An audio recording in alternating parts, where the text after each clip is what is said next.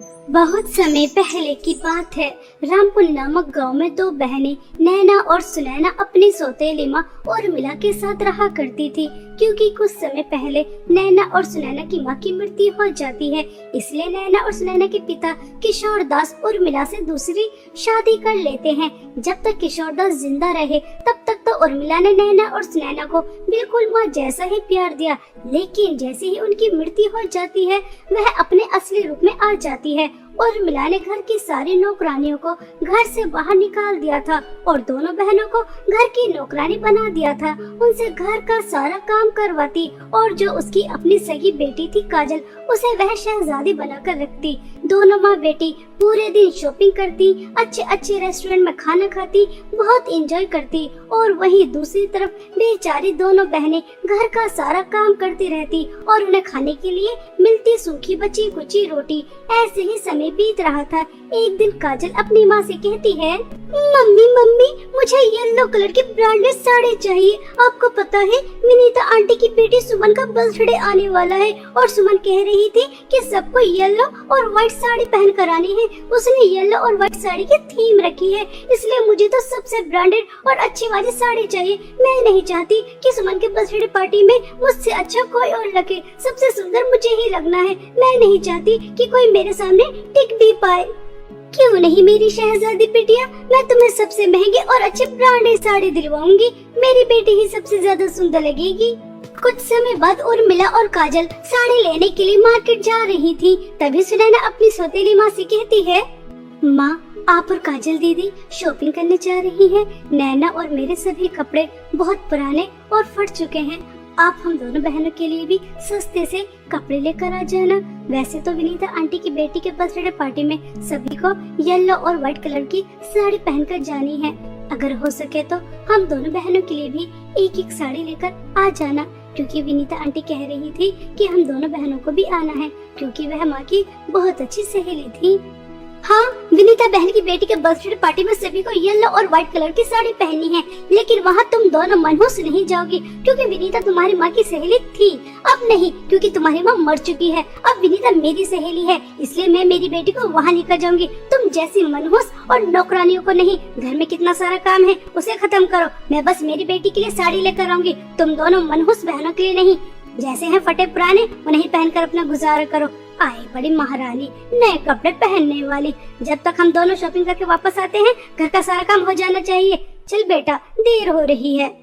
ऐसा कहकर उर्मिला काजल को शॉपिंग कराने ले जाती है। बेचारी सुनैना अपना काम करने लग जाती है। तभी नैना सुनैना से कहती है, दीदी दीदी पिताजी ने तो दूसरी शादी इसलिए की थी ताकि हम दोनों बहनों को माँ मिल जाए, हमें ममता की कमी कभी महसूस ना हो। लेकिन पिताजी तो हमारे लिए एक ऐसी सौतेली माँ छोड़कर चले गए जो इंसान के रूप में डायन है। पिताजी तो इस दुनिया से चले गए, लेकिन हमारी जिंदगी जीते जी नर्क बन गई। हमारी सौतेली माँ हमारे पर कितना अत्याचार करती है। हमें खाने के लिए सिर्फ एक ही समय देती है, और वो भी बचा कुचा। और अपनी बेटी के फटे पुराने कपड़े अब तो वो भी घिसकर फट चुके हैं। हमसे कितना काम कराती है। अगर पिताजी की आखिरी ख्वाहिश नहीं होती तो हम यहाँ कभी नहीं रहते। हाँ मेरी प्यारी बहन, कह तो तुम बिल्कुल ठीक रही हो, मगर हम कर भी क्या सकते हैं। अब तो रूखा सूखा खाकर फटे पुराने कपड़े पहनकर ही गुजारा करना पड़ेगा। हम तो विनीता आंटी की बेटी के जन्मदिन पार्टी में भी नहीं जा सकते। पड़ोस की सभी लड़कियां जा रही हैं येलो और व्हाइट कलर की साड़ियाँ पहनकर। हाँ दीदी, मुझे काव्या ने बताया, मेरा भी बहुत मन था साड़ी पहनकर जाने का, मगर हम जा ही नहीं सकते। ऐसा कहकर दोनों बहनें रोने लगती हैं। शाम हो जाने के बाद उर्मिला और काजल बहुत सारी शॉपिंग करके लेकर आती हैं। बहुत ही सुंदर सुंदर दो साड़ियाँ भी लेकर आती हैं। तभी काजल नैना और सुनैना से कहती है, देखो देखो मेरी कितनी ज्यादा सुंदर साड़ियाँ हैं। ऐसी साड़ियाँ तो तुमने कभी सपने में भी नहीं देखी होंगी। जब मैं सुमन के बर्थडे पार्टी में इस साड़ी को पहन कर जाऊंगी तो बस सबकी आंखें मुझे ही देखती रह जाएंगी। सुनैना की बच्ची अब तो यहाँ खड़ी होकर हमारी शॉपिंग ही देखती रहेगी, ये नहीं कि हमारे लिए कुछ चाय पानी लेकर आ जाए। और छोटी नौकरानी तो सुन, मेरी साड़ी पर सिलवटें आ रही हैं। चल अच्छी तरह से इस पे इस्त्री कर। चलो चलो यहाँ से जल्दी निकलो। और अभी तो मुझे मैनिक्योर पेडिक्योर भी करवाना है। बेचारी सुनैना चाय बनाने चली जाती है और नैना काजल की साड़ी पर इस्त्री करने। नैना का ध्यान बस सुमन के बर्थडे पार्टी पर ही लगा था, जिस वजह से उसका ध्यान इस्त्री पर नहीं रहता और काजल की साड़ी जल जाती है। साड़ी जलते हुए उर्मिला देख लेती है, तभी वह बेचारी नैना की बहुत पिटाई करती है, बहुत पिटाई करती है और उसके बाद इस्त्री उठाती है और उसका हाथ जला देती है। इसके बाद भी उसका पेट नहीं भरता तो उसके बाल पकड़कर खींचती है और कहती है, क्यों मनहूस, तूने जानबूझकर मेरी बेटी की साड़ी जलाई है ना, ताकि वह बर्थडे पार्टी में ना जा सके, क्योंकि मैं तुम दोनों मनहूस बहनों को वहाँ नहीं लेकर जा रही। मेरी बेटी की खुशियों से जलती हो। माँ कृपया करके मेरे बाल छोड़िए, पहले ही आपने मेरा हाथ जला दिया, मुझे बहुत दर्द हो रहा है। माँ मेरे बाल छोड़िए ना, कृपया करके मुझे इतना मत मारिए, मुझे बहुत दर्द हो रहा है। माँ छोड़ दीजिए, माँ छोड़ दीजिए। नैना की रोने की आवाज सुनकर सुनैना दौड़ी हुई आती है और अपनी सौतेली माँ के पैरों में पड़ जाती है।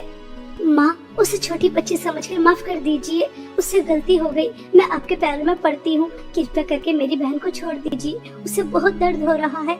आज के बाद मैं ध्यान रखूंगी कि उससे कोई गलती ना हो, कृपया करके छोड़ दीजिए। सुनैना के बहुत ज्यादा गिड़गिड़ाने के बाद उर्मिला नैना को छोड़ देती है। सुनैना नैना को किचन में ले जाती है और उसके हाथ पर ठंडा पानी डालती है, उसका बहुत ध्यान रखती है और उसके बदले का काम भी सुनैना खुद ही करती है। ऐसे ही 2 दिन बीत जाते हैं। काजल दूसरी साड़ी पहनकर अपनी माँ के साथ सुमन के बर्थडे पार्टी में जा रही थी। तभी सुनैना अपनी सौतेली माँ से कहती है, माँ, आप और काजल दीदी पार्टी में जा रही हैं, पता नहीं वहाँ पर कितना समय लग जाए। आप पार्टी में जाने से पहले हम दोनों बहनों को हमारे हिस्से का खाना दे दीजिए, वरना तब तक आप आओगी हमें भूखा ही रहना पड़ेगा। मम्मी, ये दोनों मनहूस लड़कियां हमेशा काली बिल्ली की तरह हमारा रास्ता काट देती हैं। हम कितने खुशी खुशी जा रहे थे, अगर ये एक समय खाना नहीं खाएंगी तो मर तो नहीं जाएंगी। अब आप इन्हें खाना देने में समय लगाएंगी। हाँ मेरी बच्ची, इन दोनों मनहूस लड़कियों ने हमारा जीना मुश्किल कर रखा है। क्यों रे सुनैना, अगर आज तुम दोनों मनहूस बहन खाना नहीं खाती तो मर तो नहीं जाती। वैसे भी हम दोनों माँ बेटी ने पिज्जा मंगाकर खा लिया था, आज तो कुछ बचा ही नहीं है। मम्मी, टॉमी के लिए जो कल रोटी डाली थी, आप इन दोनों मनहूस लड़कियों को वो ही दे दो। हाँ, यही ठीक है। सुनो, टॉमी ने अभी वह रोटी खाई नहीं है, तो तुम दोनों उसी रोटी को आधी आधी खा लेना। चल बेटा। ऐसा कहकर उर्मिला और काजल चली जाती हैं। सुनैना को बहुत दुख होता है कि किस तरह उसकी सौतेली माँ ने उसे कुत्ते की झूठी रोटी खाने के लिए दी है। नैना और सुनैना अपनी माँ की तस्वीर के सामने खड़े होकर बहुत रोती हैं। माँ, आप देख रही हैं हमारी सौतेली माँ हम दोनों बहनों के ऊपर कितना जुल्म और अत्याचार कर रही है, हमसे घर का सारा काम कराती है। आज तो उन्होंने हद ही पार कर दी, उन्होंने हमें टॉमी की छोटी रोटी खाने के लिए दी है। हम छोटी रोटी कैसे खा सकते हैं? हमारी सौतेली माँ काजल दीदी बर्थडे पार्टी में गए हैं, सब वहाँ पर कितना एंजॉय कर रहे होंगे, अलग अलग तरह का स्वादिष्ट स्वादिष्ट पकवान खा रहे होंगे, केक खा रहे होंगे, और यहाँ हम दोनों बहनों को छोटी रोटी। हम दोनों बहनों की किस्मत कितनी खराब है। ऐसा कहकर सुनैना और नैना अपनी माँ की तस्वीर के सामने खड़े होकर बहुत रो रही थी। तभी सुनैना और नैना की माँ की तस्वीर से आवाज आती है, मेरी प्यारी बच्चियों, इस तरह से रो मत, मुझसे तुम्हारा रोना देखा नहीं जा रहा।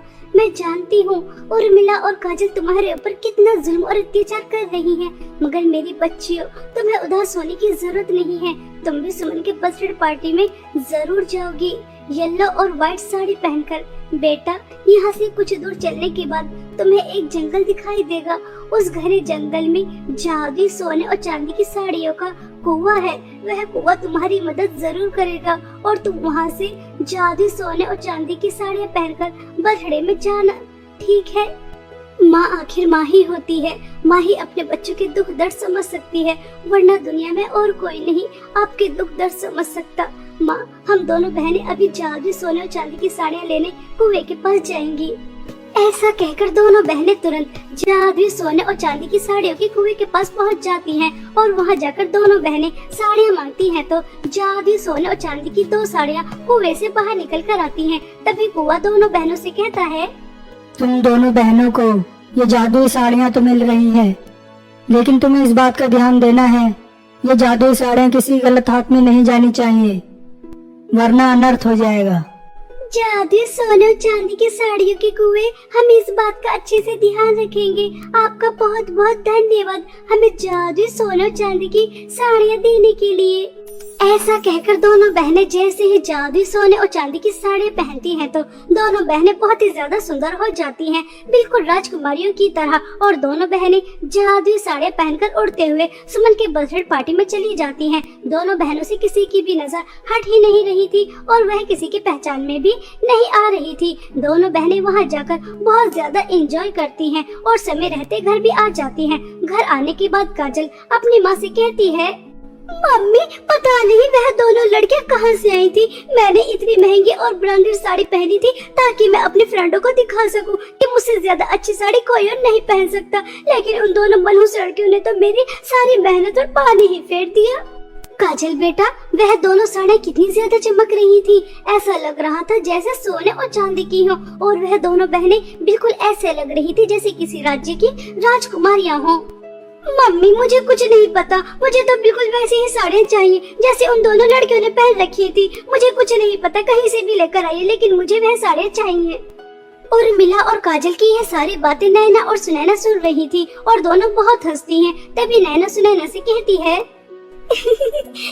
दीदी दीदी, दोनों बेवकूफों को पता ही नहीं है वह राजकुमारी जैसी दिखने वाली लड़कियां कोई और नहीं बल्कि हम दोनों ही हैं। बहुत मजा आ रहा है इन दोनों को इतना परेशान देखते हुए। नैना, बहुत मजा आ रहा है इन दोनों को परेशान देखते हुए, लेकिन गलती से भी इस बात का इन दोनों को पता नहीं चलना चाहिए कि हमारे पास जादू सोने और चांदी की साड़ियाँ हैं। अगर इन दोनों के हाथ वह साड़ियाँ लग गई तो तुम्हें पता है ना क्या हो जाएगा। जादू सोने और चांदी के साड़ियों के कुएं ने क्या कहा था कि जो भी लालची इंसान इन्हें लेगा उसके साथ बहुत बुरा हो जाएगा, इसलिए ध्यान रहे, ठीक है। ऐसे ही समय बीत रहा था। अब दोनों बहनें जादुई सोने और चांदी की साड़ियों की मदद से अपनी सौतेली माँ और सौतेली बहन के अत्याचार से बच रही थी।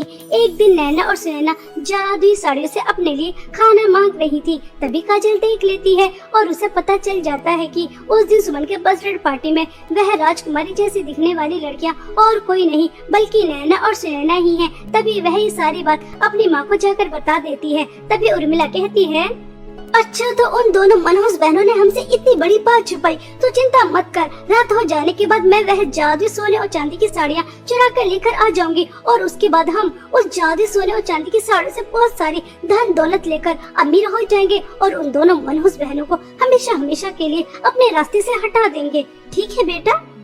ऐसा सोचकर रात हो जाने के बाद दोनों माँ बेटी नैना और सुनैना के रूम में जाती हैं और वह साड़ियाँ चुरा कर लेकर आ जाती हैं। और जैसे ही वह जादुई सोने और चांदी की साड़ियों से धन दौलत मांगती है तो उससे बहुत सारे सांप और बिच्छू निकल कर आते हैं और दोनों माँ बेटी को तुरंत ही डस लेते हैं। दोनों माँ बेटी के उनके लालच और बुरे स्वभाव की सजा बहुत अच्छी तरह मिल जाती है। और वही दूसरी तरफ नैना और सुनैना जादुई सोने और चांदी की साड़ी की मदद से अपने साथ साथ गाँव के गरीब और अनाथ लोगों की भी बहुत मदद करती हैं।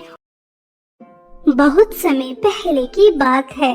सोनापुर नामक गांव में 3 बहनें पूनम, संध्या और वर्षा, तीनों बहनें अपनी माँ कलावती के साथ रहती थी। तीनों बहनें बहुत ही ज्यादा सुंदर थी, लेकिन वह हमेशा दस्ताने पहने रखती थी। वह किसी भी चीज को हाथ नहीं लगा सकती थी। अगर पूनम किसी चीज को हाथ लगाती तो वह चीज बर्फ की बन जाती और संध्या अगर किसी चीज को हाथ लगाती तो उस चीज में आग लग जाती और वर्षा अगर किसी चीज को हाथ लगाती तो मानो जैसे धरती पर भूकंप आ गया हो, सब चीजें बुरी तरह से हिलने लग जाती।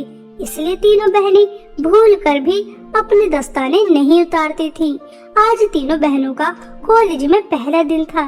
तभी तीनों बहनों की माँ कलावती तीनों से कहती है, मेरी प्यारी बच्चियों, मैं जानती हूँ कि तुम बहुत ज्यादा समझदार हो, फिर भी मैं तुम्हें बताती हूँ, भूल कर भी कॉलेज में अपने दस्ताने मत उतारना। चाहे कोई तुम्हारे दस्तानों का कितना भी मजाक क्यों न उड़ाए, लेकिन तुम्हें दस्ताने नहीं उतारने। माँ, मुझे एक बात समझ में नहीं आती, हम साधारण सी तो लड़की हैं, फिर हमारे पास ये शक्तियाँ क्यों हैं? आज तक आपने हमें इसके बारे में नहीं बताया, आज तो आपको हमें बताना ही होगा। ठीक है बेटा, यह बात बहुत पुरानी है। यह सब कुछ तुम्हारे पिताजी की वजह से हुआ। तुम्हारे पिताजी एक लड़की से प्यार करते थे और उन दोनों की शादी भी होने वाली थी। शादी वाले दिन ही तुम्हारे पिता को पता चला जिस लड़की से वह प्यार करते हैं असल में वह चुड़ैल है जिसने सुंदर लड़की का मुखौटा पहन रखा है। तभी तुम्हारे पिताजी उस चुड़ैल को मंडप में छोड़कर भाग गए और उन्होंने मुझसे शादी कर ली। और जब इस बात की खबर चुड़ैल को लगी तो उसने तुम्हारे पिताजी को श्राप दिया कि तुम्हारे यहाँ पर जो भी संतान होगी वह साधारण नहीं होगी। उस चुड़ैल के श्राप की वजह से ही तुम तीनों किसी चीज को हाथ नहीं लगा सकती बेटा। पिताजी को ऐसा नहीं करना चाहिए था। अगर वह चुड़ैल से प्यार करते थे तो उसे शादी भी कर लेते। उनकी वजह से हमें ये श्राप तो मिला नहीं होता। हम तीनों बहनों को कितनी परेशानी होती है हम ही जानते हैं। ऐसा कहकर तीनों बहनें कॉलेज चली जाती हैं। तभी तीनों बहनों को कॉलेज की सीनियर लड़कियां देख लेती हैं और वह उनके पास जाती हैं और उनसे कहती हैं, आज तुम तीनों बहनों का इस कॉलेज में पहला दिन है और हम इस कॉलेज की सीनियर लड़कियां हैं, इसलिए तुम्हारी रैगिंग होनी तो जरूर है। और ये क्या तुमने बकवास से दस्ताने पहन रखे हैं? चलो जल्दी से सबसे पहले इन दस्तानों को उतारो, उसके बाद हम तुमसे बात करते हैं। सॉरी दीदी, हम यह दस्ताने नहीं उतार सकते, आप हमसे ऐसे ही बात कर लीजिए। सॉरी। काजल, आज तक मैंने तुम्हारी इतनी इंसल्ट होते नहीं देखी। ये आज ही इस कॉलेज में आई है और आज ही तुम्हारी बात नहीं मान रही। काजल, तुम्हें इन्हें सबक सिखाना चाहिए, वरना आज इनकी इतनी हिम्मत हो रही है, कल और हिम्मत हो जाएगी और उसके बाद इस कॉलेज में कोई भी तुम्हारी बात नहीं सुनेगा। हाँ हाँ दिव्या, तुम बिल्कुल सही कह रही हो और तुम बेवकूफ लड़की हो। ये जो तुमने बेवकूफी की है ना मेरी बात ना मानकर, इसकी सजा तो तुम्हें जरूर मिलेगी। पूनम, तुम इस पूरे कॉलेज के 20 चक्कर लगाओगी और संध्या तुम इस पूरे कॉलेज की सफाई करोगी। वर्षा, तुम जितने भी वॉशरूम और जितने भी टॉयलेट्स हैं उन्हें तुम साफ करोगी और यह काम 2 घंटे के अंदर अंदर हो जाना चाहिए। अगर 2 घंटे के अंदर अंदर नहीं हुआ तो तुम्हें और बड़ी पनिशमेंट मिलेगी। समझ आ रही है या फिर मैं तुम्हें अपने स्टाइल में समझाऊं?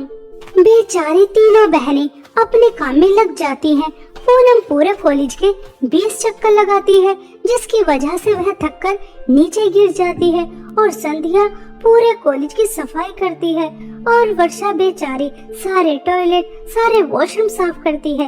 इतना सारा काम करने की वजह से तीनों बहनें बहुत ज्यादा थक जाती हैं और वह अपनी क्लास भी नहीं ले पाती और घर आ जाती हैं। अब रोज ऐसा ही होने लगा था। काजल तीनों बहनों से रोज दस्ताने उतारने के लिए कहती और तीनों बहनें मना कर देती और उसके बाद काजल उन तीनों बहनों को कड़ी से कड़ी सजा देती। एक दिन काजल दिव्या से कहती है, दिव्या, कहीं ना कहीं कुछ ना कुछ तो गड़बड़ है जो हमें दिखाई नहीं दे रही। हम इन तीनों बहनों को बड़ी से बड़ी कठिन से कठिन सजा देते हैं लेकिन ये तीनों बहनें अपने दस्ताने उतारती नहीं हैं, सजा के लिए तैयार हो जाती हैं। हमें कुछ तो करना होगा जिससे हमें पता चले आखिर इन दस्तानों के पीछे राज क्या है। ऐसा कहकर दोनों एक प्लान बना लेती हैं और दिव्या 3 गिलास के अंदर नशीली दवाई डालकर तीनों बहनों के पास लेकर जाती है और उनसे कहती है, आज तुम्हें बहुत कठिन सजा मिली है। मैं काजल जितनी कठोर नहीं हूँ, इसलिए मैं तुम तीनों के लिए जूस लेकर आई हूँ। तुम तीनों बहन आराम से पी लो, ठीक है? उसके बाद काम कर लेना। बेचारी तीनों बहनों को कहाँ पता था कि उनके साथ क्या होने वाला है। जैसे ही तीनों बहनें वह जूस पीती हैं, तो तुरंत तीनों बेहोश हो जाती हैं और उन तीनों के बेहोश होते ही काजल और दिव्या उनके दस्ताने उतार देती हैं। और कुछ समय बाद जब उन्हें होश आता है तो वह देखती हैं कि उनके हाथ में तो दस्ताने ही नहीं है। तभी तीनों बहनें घबरा जाती हैं और संध्या रोते हुए दोनों बहनों से कहती है, दीदी, हमें अपने दस्ताने उतारने ना पड़े, हमारा राज किसी के सामने ना आए, इसलिए कॉलेज में आकर रोज हम काजल और दिव्या का इतना अत्याचार सहते हैं, इतना सारा काम करते हैं, हमारी पढ़ाई भी ठीक तरह से नहीं हो रही और उसके बाद भी हमारे पास हमारे दस्ताने नहीं है। लगता है ये राज अब सबके सामने आ जाएगा कि हम साधारण नहीं है, हमारे पास जादुई शक्तियाँ हैं और उसके बाद दीदी क्या होगा? हमें इस कॉलेज से निकाल दिया जाएगा जैसा हमेशा से होता आ रहा है। संध्या, तुम रोना बंद करो अब हम तीनों बहनों को यहाँ से बहुत सावधानी से घर जाना होगा। ध्यान रहे गलती से भी हमें कोई ना देख ले। ऐसा कहकर तीनों बहनें जाने लगती हैं, लेकिन इन तीनों बहनों की बातें काजल और दिव्या सुन लेती हैं और जैसे ही छुपकर तीनों बहनें घर जा रही थीं, तभी काजल और दिव्या पीछे से तीनों बहनों को धक्का दे देती हैं और वह नीचे गिर जाती हैं। और वही होता है जो होना नहीं था। पूनम की वजह से जमीन बर्फ की बन जाती है और संध्या की वजह से कॉलेज में आग लग जाती है और वर्षा की वजह से धरती हिलने लग जाती है। और इस तरह पूरे कॉलेज को पता चल जाता है कि ये तीनों बहनें कोई साधारण बहनें नहीं हैं। अरे अरे, ये तो हमारे कॉलेज में 3 चुड़ैल बहनें हैं। इन्हें जल्द से जल्द यहाँ से निकालो, वरना ये हमें मारकर खा जाएंगी। इस तरह पूरे कॉलेज में हड़कंप मच जाता है और प्रिंसिपल तीनों बहनों को अपने कॉलेज से निकाल देती हैं। तीनों बहनें रोते हुए घर वापस आ जाती हैं और अपनी माँ को सब बताती हैं। तभी कलावती कहती है, बेटा यह तो तुम्हारे साथ बहुत बुरा हुआ। अब तक हमने 5 गांव छोड़ दिए हैं। जहाँ भी तुम लोगों के बारे में पता चलता है वह हमें धक्के मारकर निकाल देते हैं। कॉलेज से तो तुम्हें निकाल दिया गया है, अब ये गांव वाले भी हमें निकाल देंगे। अब तो कुछ करना ही होगा। ऐसा कब तक चलता रहेगा? मुझे पता चला है काली पहाड़ी के पास एक जादूगरनी रहती है, हमें उसके पास जाना चाहिए। हो सकता है कि वह कोई समाधान ही बता दे। इस तरह कलावती अपनी तीनों बेटियों को जादूगरनी के पास ले जाती है और वहां जाकर जादूगरनी को सब बताती है। तभी वह जादूगरनी कलावती से कहती है, हाँ, इसका समाधान है। मैंने अभी अपने जादुई गोले में देखा है। इन तीनों बहनों को जो श्राप मिला है उससे इन्हें मुक्ति मिल सकती है, लेकिन उससे पहले तेरी इन तीनों बेटियों को ऐसे लड़कों से शादी करनी होगी जिनसे कोई भी लड़की शादी करना कभी पसंद नहीं करेगी। उनसे तेरी बेटियों को शादी करनी होगी और उन्हें सच्चे दिल से अपना पति भी मानना होगा और उनकी सेवा भी करनी होगी, तभी इन्हें श्राप से मुक्ति मिल सकती है। जादूगरनी की बात मानकर कलावती अपनी तीनों बेटियों को जादूगरनी के पास से घर लेकर आ जाती है और ऐसे 3 लड़कों को ढूंढने निकल जाती है जिन्हें देखकर कोई भी लड़की शादी करना नहीं चाहेगी। कलावती ऐसे ही लड़कों की तलाश कर रही थी। तभी कलावती देखती है एक बूढ़ी औरत एक पेड़ के नीचे बैठी रो रही थी। तभी कलावती उसके पास जाती है और उस बूढ़ी औरत से पूछती है कि वह क्यों रो रही है। तभी वह बूढ़ी औरत कलावती से कहती है, मेरी उम्र हो चुकी है, मेरा कुछ पता नहीं मैं कब इस दुनिया को छोड़कर चली जाऊं। मरने से पहले अपने तीनों बेटों की शादी देखना चाहती हूँ, लेकिन मेरे बेटों की शादी होती नहीं है क्योंकि एक अंधा है, एक गूंगा है और एक लंगड़ा है। अब तुम ही बताओ, ऐसे लड़कों से वो लड़की शादी कर सकती है? मैं अपने तीनों बेटियों की शादी आपके तीनों बेटों से कराना चाहती हूँ, अगर आपको कोई आपत्ति ना हो तो। कलावती की यह बात सुनकर वह बूढ़ी औरत बहुत ज्यादा खुश हो जाती है और वह अपने बेटों की शादी तुरंत कलावती की बेटियों से कराने के लिए तैयार हो जाती है। और कुछ ही दिनों में बहुत धूमधाम से पूनम, संध्या और वर्षा की शादी उस बूढ़ी औरत के तीनों बेटों से हो जाती है। तीनों बहनें अपने अपने पति की बहुत सेवा करती हैं, उन्हें सच्चे दिल से अपना पति मानती हैं, उनका बहुत ख्याल रखती हैं। लेकिन एक दिन तीनों बहनें बातें कर रही थीं। काश हमारे पति भी ठीक हो जाएं, मेरा पति बोलने लग जाए, तुम्हारा पति चलने लग जाए और वर्षा तुम्हारा पति देखने लग जाए तो कितना अच्छा होगा। हमने सच्चे दिल से अपने अपने पति को अपना मान लिया है और अगर ये ठीक हो जाए तो कितना अच्छा रहेगा। पूनम बस इतना कहती ही है, तभी वह देखती है कि तीनों के पति बिल्कुल ठीक हो जाते हैं, उनके अंदर किसी भी प्रकार की कोई कमी नहीं रहती। यह देखकर तीनों बहनें बहुत ज्यादा खुश हो जाती हैं। तभी तीनों बहनें समझ जाती हैं कि उन्हें श्राप से मुक्ति मिल चुकी है और उनका वह श्राप वरदान में बदल गया है। तीनों बहनें यह बात खुशी खुशी अपनी सास को बताती हैं। तभी वह खुश होकर अपनी तीनों बहुओं से कहती है, अरे वाह, मेरी तो एक नहीं, 2 नहीं, 3 बहुएं जादुई हैं, जिनकी जादुई शक्ति से मेरे बेटे बिल्कुल ठीक हो गए और अब तो धन दौलत की भी कोई कमी नहीं रहेगी। मेरे घर में साक्षात लक्ष्मी आई है, मैं तो धन्य ही हो गई ऐसी जादुई 3 बहुएं पाकर। इस तरह तीनों बहनें जादुई बहुएं बनकर अपने ससुराल में एक हंसी खुशी जीवन बिताती हैं। अब उन्हें दस्ताने भी पहनने नहीं पड़ते।